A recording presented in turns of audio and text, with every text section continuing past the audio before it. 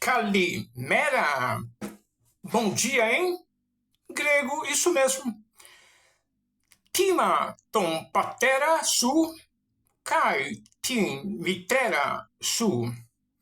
Exodus eikosi dodeca. É grego, mas dá para entender, não é? Não dá para entender?